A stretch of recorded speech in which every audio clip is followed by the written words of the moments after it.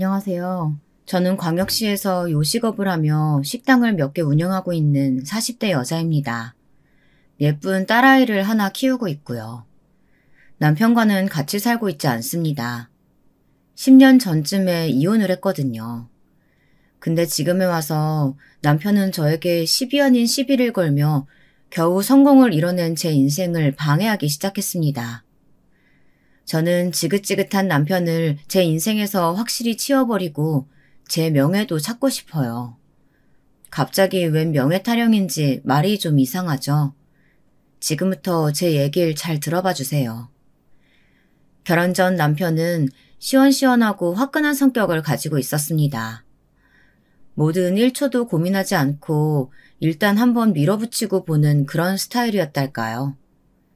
저는 너무 착하고 여기저기에서 해오는 부탁을 거절하지 못하는 우유부단인 성격인 아빠와 그런 아빠를 너무도 답답해하면서도 혼자 뒷수습을 하느라 갖은 고생을 다하신 엄마 손에서 컸어요. 그래서일까요? 아빠와 정반대 성향인 남편이 참 좋았거든요. 추진력 있고 박력 있고 남자답고 게다가 시부모님께서도 저를 너무 반겨주시는 바람에 저는 그 집의 일원이 되고 싶다는 생각에 사로잡혔던 것 같아요. 남편은 단점도 분명 있었지만 다 괜찮다고 생각했어요. 그중 하나가 금전적인 문제였는데 저도 그렇지만 남편은 정말 가진 게 별로 없었거든요. 둘이 합쳐서 고작 3천만 원짜리 새방에서 신혼을 시작했고 결혼하자마자 첫째가 생겼어요. 너무 없이 시작했고 아이도 덜컥 생겨서 그런지 남편은 늘 돈돈거리기 일쑤였어요. 한 달에 생활비라고는 50만 원 주는 게 전부였고 어떤 날은 담뱃값이 모자란다. 어떤 날은 어디 공과금을 내야 한다며 그마저도 푼돈을 조금씩 뜯어가다가 줬다 뺏는 게 일상이었죠. 그 돈으로 어떻게 두 식구, 아니 뱃속에 아기까지 세 식구가 한 달 살림을 꾸려갈 수 있겠어요. 마침 시어머니는 동네에서 조그맣게 분식집을 하고 있었어요. 저는 생활비를 조금이라도 더 보태고 싶은 마음에 임신 중일 때부터 어머니 식당에 일을 나가곤 했어요. 재료 준비부터 조리, 서빙, 청소까지 하루 종일 일손이 부족한 파트에는 바로바로 가서 도와드리며 정말 열심히 일했습니다. 근데 그거 아세요? 제가 생각해도 정말 후회되고 바보 같았던 것이 하나 있어요. 저는 시어머니 가게에서 하루에 적게는 6시간, 많게는 12시간까지도 일하면서 제가 시급을 얼마를 받는지, 그러면 한 달에 얼마를 받는지도 모르고 있었거든요. 근데 그것도 그런 것이 시어머니가 제가 일한 월급을 계좌로 이체해 주셨는데 일한 첫 달부터 남편 통장으로 바로 이체를 해버리더라니까요. 처음에는 억울해서 내가 번 돈은 생활비 보태서 쓰고 싶다.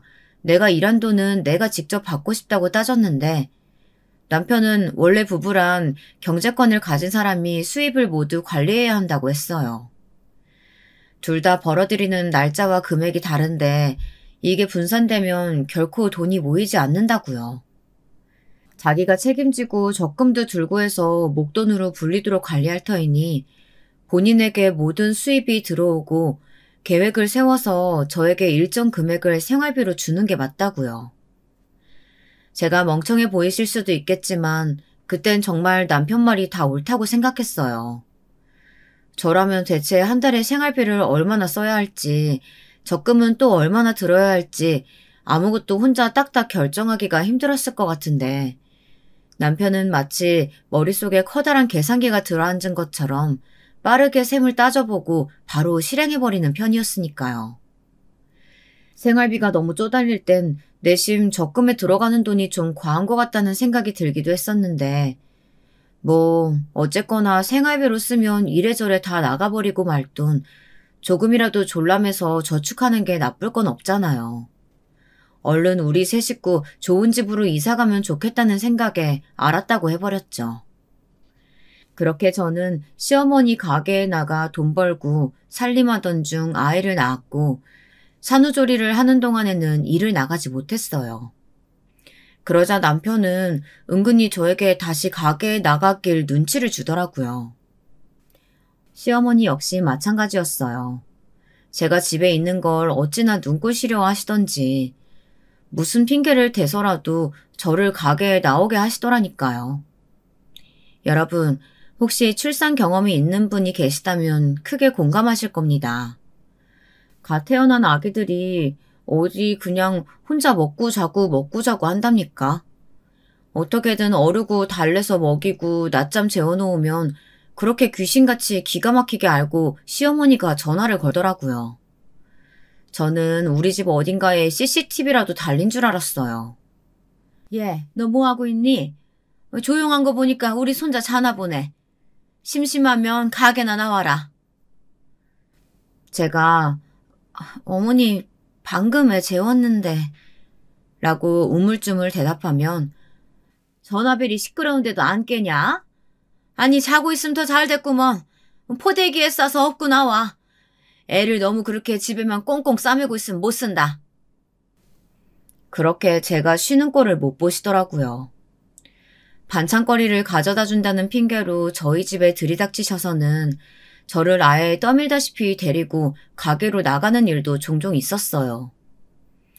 그렇게 저는 아기가 첫 돌도 지나기 전에 아기를 업고 가게에 나가 애돌보랴 식당일 하랴 고된 나날을 보내야 했죠. 남편과의 갈등은 아이가 자라고 어린이집에 다니기 시작하면서 본격적으로 시작된 것 같아요. 저는 여전히 어머님 가게에 나가고 있었고 남편과 똑같이 돈을 벌어왔지만 아이를 등원시키는 것부터 시작해서 집안일까지 모두 저 혼자만 해야 했거든요. 저도 사람인지라 그 즈음에는 정말 지친 나머지 어떤 날엔 참을 수 없이 모든 일이 신경질 나고 또 어떤 날엔 아무것도 할 수 없이 무기력해지는 것이 반복되었어요. 그러던 중에 저는 큰 사고를 겪고 말았어요. 식당에서 쓸 재료가 떨어져서 급히 시장에 종종걸음으로 다녀오다가 갑자기 머리가 핑 돌면서 눈앞이 깜깜해지더니 그대로 뒤로 넘어가 버린 거예요. 눈을 떠보니 뒤통수가 깨졌는지 머리에는 커다란 붕대를 감고 어디 대학병원 응급실에 링거를 맞고 있더라고요. 그냥 더위 좀 먹어서 쓰러진 건 줄 알았더니 의사 선생님이 하는 말이 큰 병이 의심된다. 검사를 좀 더 해봐야 한다는 거예요. 그렇게 저는 생전 처음으로 병원에서 여러 가지 검사를 받았고 청천벽력 같은 소리를 듣고야 말았습니다. 제가 암에 걸렸다는 거예요. 유방암이요. 짜증이 났다가 기운이 없다가 정신이 오락가락했던 게 그저 피곤해서인 줄 알았는데 그것도 병의 한 증상일 수도 있다고 하더라고요. 아무튼 그렇게 저는 큰 수술을 받아야 했고 그 길로 입원을 하게 되었어요. 입원한 지 사나흘쯤 됐을까?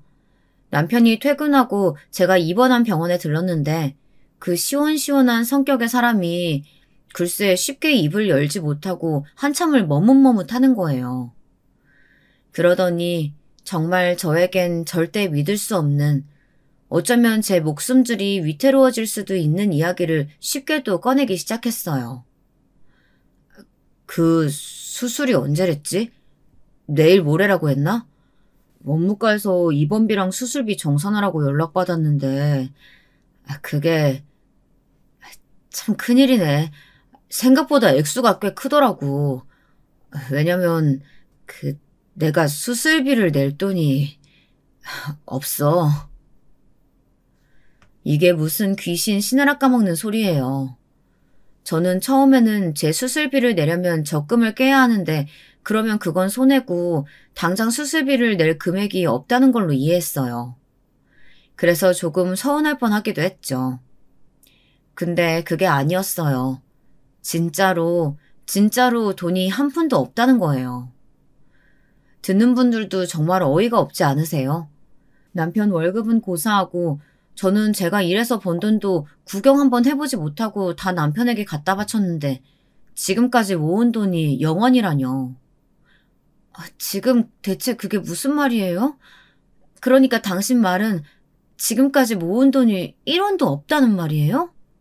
그동안 어머님이 제 월급도 당신 통장으로 넣어주셨잖아요. 생활비도 다 타서 썼는데 그럼 적금 넣는다고 했던 그 돈은 다 어디에 쓴 거예요? 이래저래 돈 나갈 일이 많았어. 어디 호투로 쓴 적은 없다고. 사실 내 월급 당신한테 알려준 것보다 많이 적어. 내 남자 자존심에 한 달에 꼴랑 그거 벌어온다고 할 수가 없어서 부풀려서 얘기했어. 그러니까 남는 돈이 없더라고. 게다가 회사 사정이 어려워져서 작년부터는 월급이 나오다가 말다가 했어. 그것도 차마 말 못하겠고. 그러니까 매달 공과금 낼 돈도 당신한테 생활비 줄 돈도 없길래 여기저기 빌려 쓰고 그러다 보니까 이자도 많이 나가고 그러다 보니까 이렇게 됐어. 그건 그렇고 당신 수술비 어떡하지? 몸이 아프니 화가 날 기력도 없었어요. 그저 힘없이 대물을 뿐이었어요. 그럼 나는 어떡해? 수술 꼭 받아야 한다고 했는데. 그럼 어머님한테 당신이 수술비 좀 빌려달라고 말씀드려보면 안 돼? 이미 여쭤봤지. 근데 엄마도 요새 장사도 안 되고 해서 돈이 없대. 둘 다 정말 너무하다는 생각이 들었습니다. 그런데 그 순간 갑자기 병원 문을 열고 헐레벌떡 저희 친정엄마가 들어오시는 것 아니겠어요? 괜히 걱정하실까봐 병원에 입원했다는 말도 안 드렸는데 어떻게 아셨는지 놀라서 막 뛰어오셨더라고요. 이게 무슨 일이야? 갑자기 쓰러지길 왜 쓰러져? 괜찮다니? 아이고, 머리에 이 붕대가 뭐야? 어디가 아픈 거래? 큰 병은 아니지? 진정하세요, 장모님. 큰 병은 아니래요. 수술하면 낫는다고 이번 주에 수술하기로 했어요. 웃기지도 않더라고요. 돈도 없다는 사람이 이번 주에 수술한다는 소리를 대체 왜 한대요? 근데 알고 보니까 남편은 친정엄마에게 아픈 제 모습을 보이고 수술비를 용통해달라고 하려던 속셈이었어요. 어느 엄마가 딸이 아파서 그것도 유방암에 걸려서 당장 수술을 해야 한다는데 수술비를 안 해줄 수 있겠습니까? 엄마는 날이 밝자마자 당장 수술비를 구해오셨긴 했지만 건네면서 남편에게 따끔히 한마디 하시는 것도 잊지 않으셨어요. 내 딸이 아프다니 천금이 아깝지 않지만은 대체 자네는 뭐 하는 사람이야? 평소에 듣기로 김서방 자네가 돈 관리 다 한다고 알고 있는데 처자식이 있는 사람이 이런 큰일 있을 때 대비해서 돈 100만 원이라도 쥐고 있어야지. 이번 일 교훈 삼아서 앞으로는 무조건 비상금 만들어두도록 해. 알았어? 남편은 네네 하면서 고개를 끄덕이긴 했지만 조금 자존심이 상한 것 같았어요. 본인 월급이 너무 작아 부끄러워 제게 부풀려 뻥을 쳤다는 사람이 돈 때문에 장모에게 공개적으로 타박을 들었으니 그럴 만도 했겠다 싶었죠. 아무튼 그렇게 저는 무사히 수술을 받게 되었고 그래도 경과가 좋아서 앞으로 관리만 좀 잘하면 되겠다는 의사 선생님의 이야기를 듣고 퇴원을 하게 됐습니다. 그 뒤로는 시어머니 가게에 나가지 않았죠. 허무했거든요. 애까지 들쳐업고 뼈 빠지게 번 돈이 모래알처럼 제 손을 빠져나간 것도 그랬고 아무튼 건강이 최고지 그놈의 돈이 더 중하냐는 생각으로 저는 회복에만 전념했어요. 제 몸은 점차 나아지고 있었지만 남편과 시어머니는 그때부터 대놓고 저를 홀대하기 시작했어요. 특히 시어머니는 전업주부가 된 저와 직장을 다니는 며느리들을 끝도 없이 비교하기 시작했어요. 한 번은 시어머니가 꼭 챙겨보시는 KBS 드라마에서 변호사 며느리가 시어머니한테 아침밥을 차려드리고 출근하는 장면이 나왔는데 보자마자 입에 거품을 물고 막 말씀을 하기 시작하시는 거예요. 요즘 세상에 전업주부 하는 여자들이 없지. 저 며느리가 변호사야, 변호사. 저런 고급 전문직도 여자들이 맘만 먹으면 다 꿰차고 승승장구할 수 있는 시대 아니야. 그러니까 누군 저렇게 변호사까지 하는 며느리 보고 누군 그저 집에서 밥이나 하고 살림이나 하는 그저 그런 며느리에 만족하고 살아가는 거지. 아이 참. 그러고 보니까 저 며느리는 시어머니 아침밥까지 차려주고 출근하네. 아유, 부러워 죽겠네. 대체 왜 드라마와 현실을 비교하시는 건지, 막말로 어머님은 저에게 해준 것이 뭐가 있다고요. 본인 아들부터가 변호사 며느리씩이나 데리고 살 군번이랍니까? 그리고 그 드라마 속 시어머니는 며느리를 극진히 위해줬어요. 그러시더니 시어머니는 다음 날 아침 6시부터 전화해서 이제부터 매일매일 아침밥부터 시작해서 저녁밥까지 그리고 식당에서 일하는 참모밥이며 간식까지 저더러 5개를 챙기래요. 사람이 빈둥빈둥 놀면 못 써. 뭐라도 해야지. 너 앞으로 삼시세끼 밥 담당, 청소 담당 하거라. 밖에 나가서 돈 버는 사람은 모쪼록 집에서 해주는 대접을 얼마나 받고 다니는지가 티가 나는 법이야. 남편도 절 그렇게 구박했냐고요? 아니에요. 남편은 시어머니와는 좀 달랐어요. 대놓고 저에게 뭐라고 하거나 하진 않았지만 뭐랄까 영혼이 없달까 온 정신과 마음을 딴 데다 두고 다니는 사람처럼 굴었어요. 제가 오늘은 머리가 아프네. 수술한 데가 비 오니까 조금 쑤시는 것 같아. 라고 말을 해도 그저 건성으로 아파서 어떡해. 라는 대답뿐 진심으로 병원에 가볼까 약이라도 사다 줄까 이런 말을 들어본 적이 없었어요. 시어머니 말 맞다나 그래 돈 버는 게 고생이긴 하지만 신경 써서 남편에게 멋진 요리를 해줘도 그저 심드렁하게 먹고 맛있냐고 물어보면 그제야 맛있네 먹을만하다 이런 식으로 대꾸하니 저는 남편이랑 사는 재미가 하나도 없었어요. 더군다나 수술을 한 이후로 남편은 저를 여자로 대해주지도 않았어요. 제가 자다가 슬쩍 다가가려고 하기라도 하면 남편은 치사한 면명을 잔뜩 늘어놓으며 저에게 등을 돌리고 눕더라니까요. 글쎄 뭐라고 하는 줄 아세요? 아무래도 당신이 암에 걸렸다고 하니까 내가 함부로 손대기가 조심스러운 거야. 혹시나 나 때문에 어디 또 아파지면 어떡해. 아직 당신 몸 어딘가에 돌아다닐 수도 있는 병이 걱정되기도 하고. 그리고 솔직히 아직 나는 자신 없어. 당신 수술 받은 곳 보기가 좀 그래. 참 비참했어요. 나는 남편에게 아내로서, 아이들 엄마로서, 그리고 한 여자로 대우를 받지 못하고 살고 있구나. 이런 생각이 들 때가 참 많았죠. 그렇게 몇 달을 보냈을까요? 한 번은 남편이 웬일로 음식물 쓰레기를 자기가 버리겠다고 자처해서 나가더니 한참을 돌아오질 않는 거예요. 걱정이 돼서 나가봤죠. 지금 생각해보면 걱정보다는 뭔가 쎄한 느낌이랄까. 여자의 촉 있잖아요. 뭔가 그냥 늦게 들어오는 것 같진 않고 불길하다. 내가 두 눈으로 한번 확인해봐야겠다 하는 그런 직감 말이에요. 서둘러 옷을 걸쳐 입고 쓰레기장 앞으로 가봤는데 당연히 남편은 없죠. 슈퍼 앞에도 가보고 골목 구석구석을 가봤는데도 없었어요. 괜히 오바했나 포기하고 들어오려는데 남편 차가 눈에 띄지 뭐예요. 아까는 시동도 불도 꺼져 있어서 몰랐는데 지금 보니까 차 안에 불이 환하게 켜져 있더라고요. 자세히 보니 누구랑 통화를 하고 있었는데 남편의 표정이 심상치 않더라고요. 아주 희희락락 웃음을 감추지 못하고 설레고 좋아 죽겠는 그 표정. 영락 없이 사랑에 빠진 연애 중인 한 남자의 표정이었어요. 가까이 가서 창문을 두드리면서 여기서 뭐해? 라고 물으니 남편은 황급히 전화를 끊어버렸어요. 근데 진짜 황당했던 건 뭔지 아세요? 통화를 하던 남편의 전화기는 제가 알던 남편의 휴대전화가 아니었어요. 세상에 놀라서 황급히 전화를 끊고 저를 쳐다보는 남편 손에는 휴대전화가 2개나 들려있더라고요. 황당한 와중에도 저는 직감했죠. 아, 이 사람이 바람을 피고 있구나 하고요.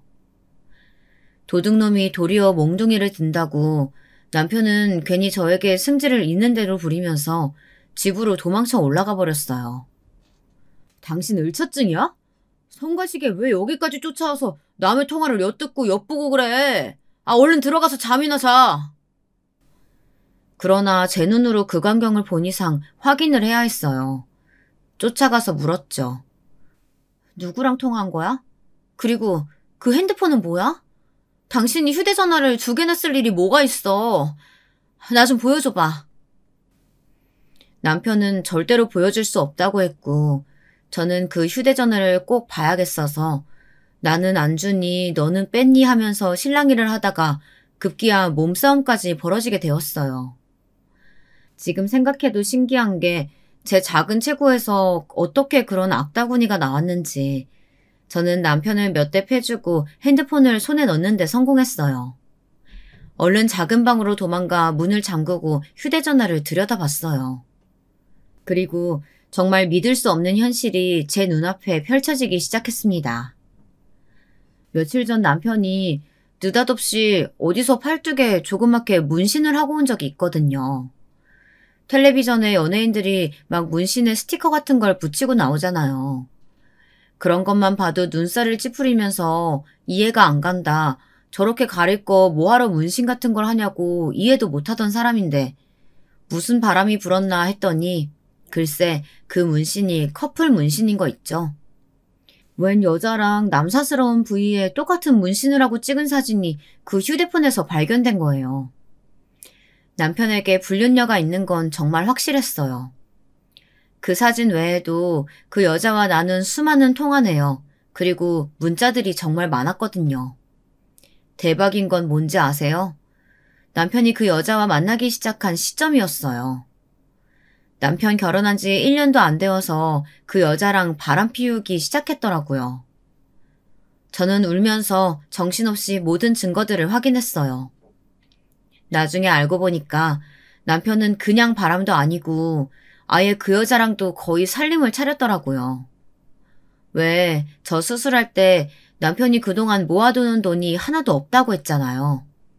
그게 이 사람이 2집 살림을 하려니 월급이 터무니없이 부족해지는 바람에 그랬던 거예요. 그러니까 저는 한마디로 죽 써서 괴준 거죠. 암에 걸리면서까지 힘들게 자식 건사하고 남편 뒷바라지까지 하고 맞벌이까지 해댔지만 저에게 남은 건 이런 비참한 결과였어요. 저는 이제 더 이상 남편과 살 수 없다는 결론을 내렸어요. 남편이 너무 징그럽고 소름 끼쳤어요. 한 이불을 덮고 자는 것도 불경스러웠고 한 빨래통에 남편과 저 그리고 아이의 빨랫감이 뒤엉켜 있는 것만 봐도 토할 것 같았어요. 그런 저희가 어떻게 부부로 앞으로 몇십 년을 더 살 수가 있겠어요. 저는 그렇게 남편에게 이혼을 선언했어요. 남편이요. 정말 뻔뻔한 인간. 저에게 미안해하는 척 하면서도 은근히 좋아하는 눈치던걸요. 본인도 2집 살림을 몇 년씩이나 이어오는 게 얼마나 기가 빨리고 힘들었겠어요. 네, 100번 이해한다 치고 저 역시 빨리 모든 것을 끝내고 싶은 마음뿐이었어요. 제가 원한 건 단 하나, 위자료를 두둑히 받는 것이었죠. 제가 그동안 아끼고 아껴 쓴 생활비로 적금을 부었어도 지금쯤 꽤 됐을 테고 제가 번 돈도 고스란히 모았다면 그것도 수천만 원 될 거 아니에요. 더구나 저는 앞으로 아이와 둘이 살아가야 하잖아요. 그런데 남편은요, 둘 다 어림도 없다고 했어요. 뭐? 이 집 전세금을 다 너한테 줘? 야, 미안한데 이 집 전세금 다 빼서 쓰고 월세 돌린 지 오래야. 그것도 월세 몇 달 못 냈더니 보증금에서 깎여서 이제 받을 돈도 없을걸? 그리고 네가 애를 키운다고? 그것도 절대 안 돼. 너는 직장도 없고 암도 걸렸잖아. 안 되겠다 싶어 남편의 불륜녀를 찾아간 적도 있었어요. 당시까지만 해도 간통죄라는 게 있었던 터라 둘 다 감옥에 넣어도 될 법한 증거가 충분했지만 그 전에 그 여자에게 기회를 주고 싶었어요. 남편을 설득해 제가 아이를 데려가게 해주고 위자료도 주게 하면 깔끔하게 헤어져 주겠다고 말하려고 찾아갔던 거예요. 어머, 위자료요? 그건 오빠한테 달라고 하세요. 왜 저한테 이러세요? 저는 오빠 이혼에 하나도 관심 없어요. 사실 그쪽이 이혼 안 함, 그게 더 좋기도 한걸요? 왠지 남의 떡 뺏는 기분이 더 좋거든요. 언니, 그냥 눈 딱 감고 2년, 아니 1년만 더 모른 척 참고 살면 안 돼요? 아, 저도 이제 슬슬 좀 재미가 없어서 좀만 더 같이 놀다가 깨끗하게 돌려드릴 수 있는데. 좀 훈수같이 생긴 게 맹한 소리를 막 놀아놓더라고요. 딱 봐도 어디 술집에 나가는 데 같던데. 도무지 말이 통하지 않아 저는 집으로 돌아왔고 남편은 그 여자가 뭐라고 했는지 저에게 위자료는 한 푼도 없다며 지금 당장 이혼하자고 길길이 날뛰었어요. 그렇게 저는 남편과 참 안 좋은 모습으로 이혼하게 되었습니다. 애도 뺏기고 돈 한 푼도 없이 빈털터리로 쫓겨나게 된 거예요. 그런 모습으로 차마 친정집에 갈 수가 없어서 겨우겨우 숙식이 가능한 식당에 취직을 했고 거기서 저는 진짜 거지같이 살았어요. 식당에 달린 쪽방에서 지내니 같은 돈을 받고 일하는 직원들보다도 더 많은 일을 해야 했어요. 아침에 제일 먼저 나가서 재료 손질하는 것부터 해서 저녁 장사 마무리하고 청소하고 뒷정리하는 일까지 하루 종일 중노동을 해야 했어요. 그뿐인가요? 아침 저녁으로는 저 폐지도 주우러 다녔어요. 젊은 여자가 폐지를 주우러 다니면 얼마나 험한 일을 많이 겪게 되는 줄 아세요? 정말 치사스럽고 수치스러운 일들이 많았어요. 그 동네에 이미 폐지를 주우러 다니는 할아버지 할머니들이 많았었는데 저까지 합세하니 아무래도 할머니 할아버지들이 가져가실 게 줄어들겠죠. 저만 보면 삿대질을 하며 얼마나 쌍욕을 하시던지. 어떻게 동네에 소문이 났는지 시어머니는 저에게 전화를 걸어서 난리를 치기도 했어요. 내 동네 창피해서 살 수가 없다. 무슨 식당에서 밥 얻어먹으면서 청성 부리면서 일하고 아침 저녁으로 고물을 주우러 다녀? 너 우리 보라고 일부러 그러는 거냐? 그렇게 불쌍히 여기면 뭐 내 아들이 너 다시 쳐다봐 줄 줄 알고? 당장 꿈 깨. 창피해 죽겠으니까 폐지를 줍든 식당 일을 하든 좀 다른 동네 가서 해주면 안 되겠어? 그러나 저는 그 동네를 떠날 수가 없었어요.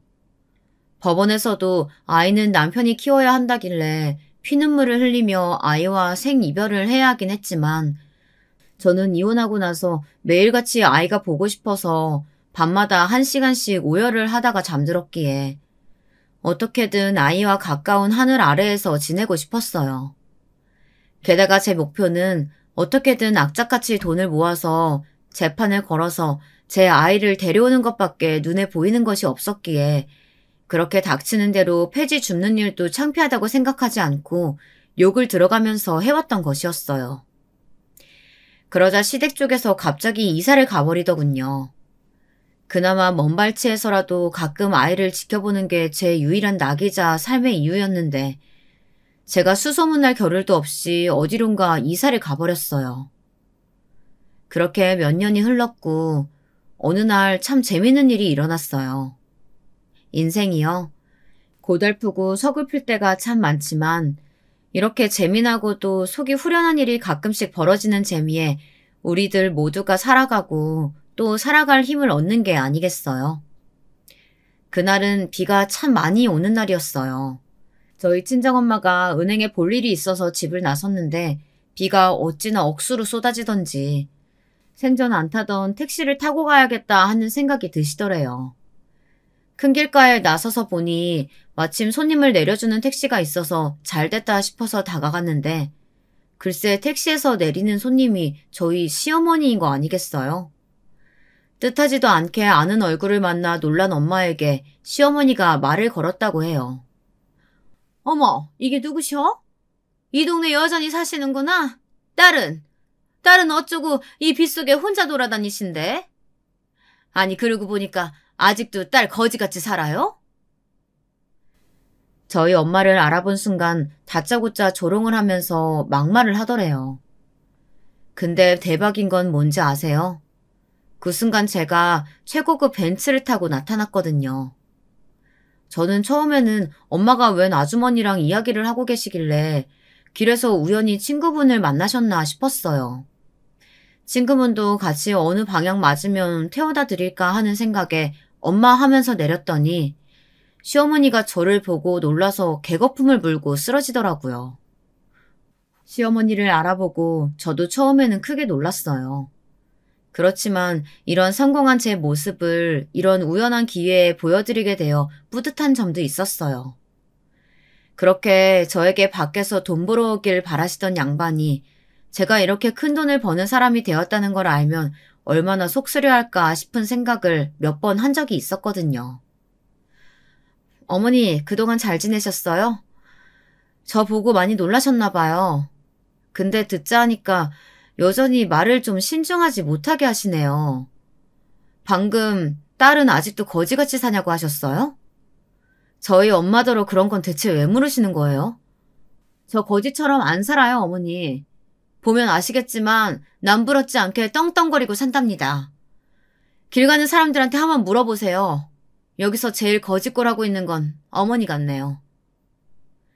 아니, 네가 어떻게... 분명히 어디 뭐 식당에 얹혀 산다고 내가 몇 년 전까지 소문 들었는데. 아직도 못돼 먹은 성질은 여전한지 시어머니는 제가 아직도 지질이 못 살기를 꼭 바라는 사람처럼 말을 하는 거 있죠. 저는 방긋 웃으면서 말했어요. 저라고 새 출발하지 못하라는 법 있나요? 마침 잘 됐네요. 이제 슬슬 아이 거치 문제도 상의할 겸 연락드리려고 했는데. 제 명함이에요. 한번 놀러오세요. 네가 여기 사장이라고? 말도 안 돼. 그때 이혼할 때 분명 한 푼도 없었는데. 오라, 알겠다. 너 우리 아들이랑 살 때 몰래 생활비 빼돌려서 몰래 딴 주머니 창게로구나. 그렇게 모두를 깜찍하게 속이고 이제 눈앞에 시댁이 안 보이니까 이렇게 커다란 가게 차리고서 떵떵거리고 살고 있었어. 참 기가 막혀서 말이 안 나오더라고요. 그럴 리가요. 제가 일해서 번 돈까지 알뜰히 본인 아들 통장으로 계좌 이체해 주셨으면서 너무도 어처구니가 없었지만 거기서 대거리를 할 만한 가치조차 느끼지 않았기에 저는 상큼하게 저희 엄마만 쏙 모시고 그럼 연락 주세요, 어머니. 하고 인사를 드리고 저희는 멋지게 차를 타고 미끄러져 그 자리를 떠났답니다. 시어머니 말 맞다나 참 거지같이 살았던 제가 어떻게 부자가 되었는지 그 이야기를 이제부터 들려드릴게요. 이혼 직후 식당에 딸린 방에서 살게 되었다고 이야기했었죠. 근데 그게 어쩌면 오히려 저에게 큰 기회가 되었어요. 식당을 운영하는 일이 100이라면 100을 모두 빠삭하게 익힐 수 있었거든요. 식당 일을 하면서 저는 언제 손님이 제일 많이 들고 적게 드는지를 파악하게 되었고 무엇을 좋아하고 싫어하는지 대중적인 호불호를 알 수 있게 되었어요. 식재료는 어디서 구하는 게 제일 신선하고 저렴한지, 사람들은 밑반찬으로 뭘 내주면 거의 남기지 않는지 등을 알게 되었습니다. 사람들 응대하는 것도 점차 요령이 생기기 시작했어요. 손님 응대는 물론이고 제법 많은 인원의 직원들과도 큰 탈 없이 잘 지내는 탓에 점차 직원들 사이에서도 높은 자리까지 올라가게 되었어요. 그러면서 식당 일을 하지 않아도 되는 아침 저녁에는 지독히도 일을 하며 돈을 벌었습니다. 폐지 줍는 일은 이제 드리는 시간보다는 돈이 많이 되질 않아서 새벽에는 일찍 나가 녹즙 배달, 빈 건물 화장실 청소하기 등을 했고 저녁에는 대리기사나 전단지 돌리기까지 닥치는 대로 일을 했습니다. 그러니 제법 돈이 쏠쏠히 모이더군요.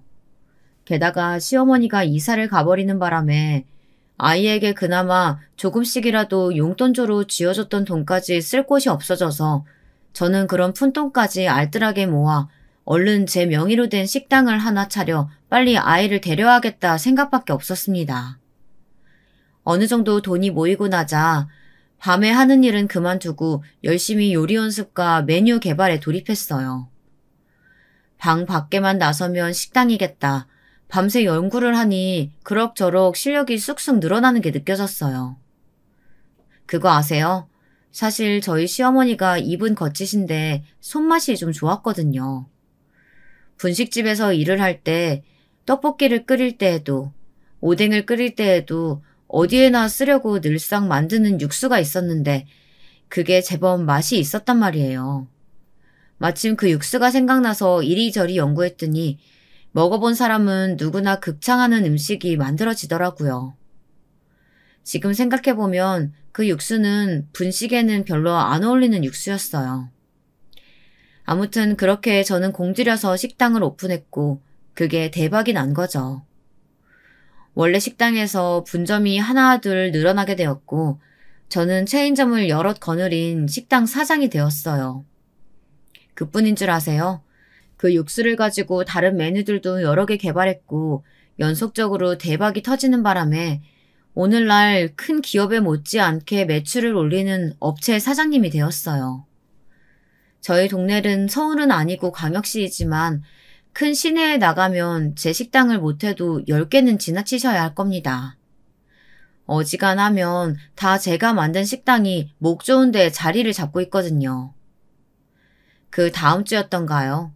글쎄 시어머니가 진짜로 제 명함을 보고 식당을 찾아온 거 있죠. 아들까지 대동하고 말이에요. 지난번 마주쳤을 때 전에 없던 당당한 태도로 대해드렸더니 여차하면 혼자서는 못 당하겠다 싶으셨나 봐요. 그렇게 아들 팔을 꼭 붙들고 들어선 시어머니는 예상보다 더 크고 웅장한 가게 내부에 시어머니는 한껏 놀라는 눈치였어요. 눈이 휘둥그레져서 어디 산골짜기에 살다가 처음 도시 구경을 온 사람처럼 이리 두리번 저리 두리번 거리기 바쁘더라고요. 남편은 어색하게 제게 인사를 건넸어요. 이게 누구야? 오랜만이네. 잘 지냈어? 당신 신수가 훤해졌다. 엄마가 당신이 여기 사장이라서 말도 안 되는 소리라고 했다가 정 못 믿겠으면 같이 가보자고 해서 와봤는데 이거 정말 자기가 운영하는 가게야? 헤어질 땐 그렇게 남보다 못하게 굴었던 사람이 멀끔해진 제 모습을 보더니 태도를 바꾸어 저에게 아주 공손하고 젠틀하게 말을 걸더라고요. 네, 보다시피 잘 지냈어요. 당신은 얼굴이 영 안 됐네. 밥은 먹었어요? 하고 물으니 그제서야 배가 고픈 것이 생각났는지 시어머니와 남편 둘 다 줄임배를 움켜잡더라고요. 아니 시간이 몇 시인데 밥도 안 먹고 돌아다녀요? 그 집 여자는 대체 이 시간까지 뭐라고. 아, 맞벌이 하는구나. 어머님이 전에 그러셨잖아요. 여자도 자고로 돈을 벌어야 한다고. 변호사 자리라도 할 수 있는 세상인데 펑펑 놀면 못 쓰는 거라고. 근데 이 시간까지 가족들을 굶겨서 밖에 내돌리는 걸 보면은 아무래도 엄청난 직업 가진 세며느리 들이셨나 봐요. 근데 설마 아이까지 굶겨서 학교 보내거나 하시는 건 아니겠죠? 시어머니와 남편은 꿀먹은 벙어리처럼 애꿎은 밥상만 매만져가며 아무런 말이 없더라고요. 눈치를 보아하니 전에 만났던 그 불륜녀와 살림을 차렸던가 아니면 그보다도 더 못한 모질이와 살림을 차린 모양이던데 그러니 둘 다 행색이 꼬질꼬질하고 어디서 밥도 제대로 못 챙겨 먹은 차림새로 돌아다니는 거겠죠.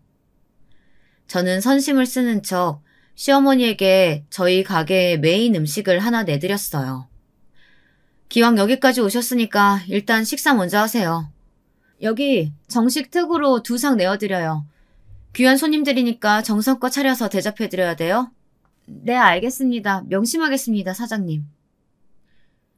종업원이 저에게 공수를 하고 90도로 공손히 절을 하고 제 말에 따라 남편과 시어머니에게 극진히 대접을 하기 시작하니 둘 다 몸둘 바를 몰라 하는 눈치였어요.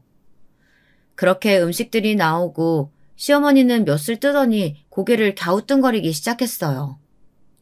음식에 독이라도 탔냐고요? 그럴 리가요. 시어머니가 의문스러운 표정을 지었던 이유는 아무래도 아는 맛이었거든요. 처음 먹어보는 음식인데도 입에 착 붙는 것이 감칠맛이 돌고 그러면서도 먼 옛날 할머니가 끓여주던 정성 들인 음식을 한술 뜬 것처럼 눈이 번쩍 떠지는 그런 맛. 당연하죠. 시어머니가 몇십 년을 직접 만들고 온갖 음식에 넣어온 육수로 맛을 낸 건데 무슨 광고에서 나오던 말처럼 고향의 맛이 나서 익숙하고도 참 맛났겠죠. 이거 어디서 많이 먹어본 맛인데? 이거 내 육수로 만든 거냐? 오라.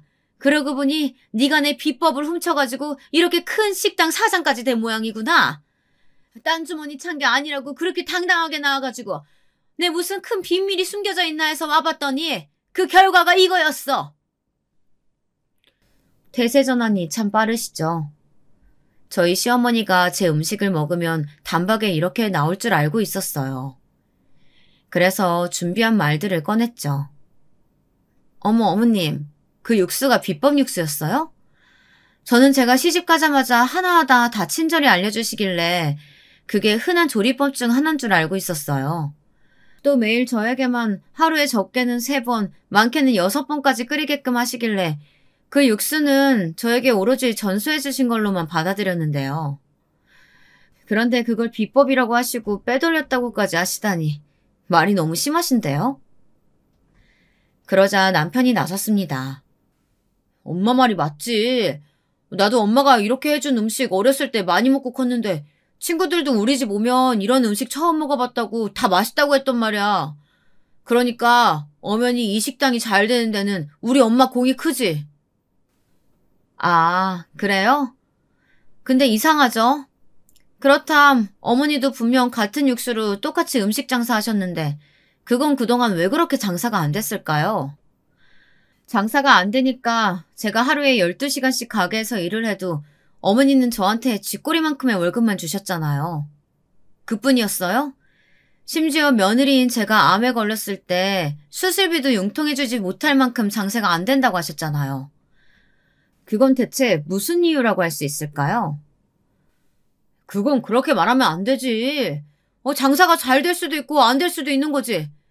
여하튼 명백히 자기는 우리 엄마 비법 훔쳤고 지금까지 이렇게 큰 가게 일어냈으니까 어느 정도 보상은 해줘야겠어. 이 가게 대체 얼마야? 엄마, 옆에 부동산 가서 우리 시세 좀 알아봐요. 멍청한 사람인 줄로만 알았더니 부동산 가서 남의 가게 시세까지 따져볼 줄 알고. 이 사람들이요. 이렇게 사람 등골을 빼먹는데 수같은 사람들입니다. 제가 어떻게 읽어낸 사업인데 번듯한 가게 모양만 보고 그동안 거지같이 살면서 했던 갖은 고생과 겪어야 했던 수모들을 모른 채 하고 자기들이 권리가 있다. 이 말만 계속해서 주장을 하더라니까요. 급기야 흥분한 시어머니는 저에게 달려들어 머리채를 잡으려고까지 했어요. 그러나 젊고 건장한 저희 직원들이 재빨리 달려들어 시어머니와 남편을 제압해버리는 탓에 오히려 그 둘은 몸만 축났고 돌아가게 되었죠. 알아볼 대로 알아본 것인지 시어머니와 남편은 저에게 내용 증명을 보내왔어요. 어디서 싸구려 변호사에게 자문을 받은 건지 허접하기 그지없는 내용이었죠. 요지는 제가 시어머니의 비법을 훔쳐서 식당을 차려 대박이 났으니 시어머니에게 무려 5억 원을 배상해야 한다는 내용이었어요. 생활비는 꼴랑 50만 원씩 줘놓고 배상은 5억을 해달라니. 이게 두둑놈의 심보가 아니면 뭐겠어요. 저는 콧방귀도 끼지 않았고 당연히 고소장조차 정식으로 접수가 되지 않았죠. 그러자 시어머니와 남편은 약이 바짝 오른 것 같았어요.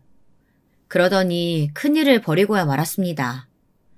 어느 날 저희 직원이 헐레벌떡 들어와서 사장님, 큰일 났어요. 하고 숨이 넘어갈 듯 난리를 치는데 직원 손에 이끌려 나가보니 놀라운 광경이 눈앞에 펼쳐졌습니다. 글쎄, 저희 가게 앞 큰 대로변 건너편, 정확히 맞은편에 똑같은 음식점이 하나 생긴 거 아니겠어요? 외관도 아주 비슷하게 가게 이름도 토씨 하나만 바꿔서 기가 막히게 간판을 달아놓았더라고요.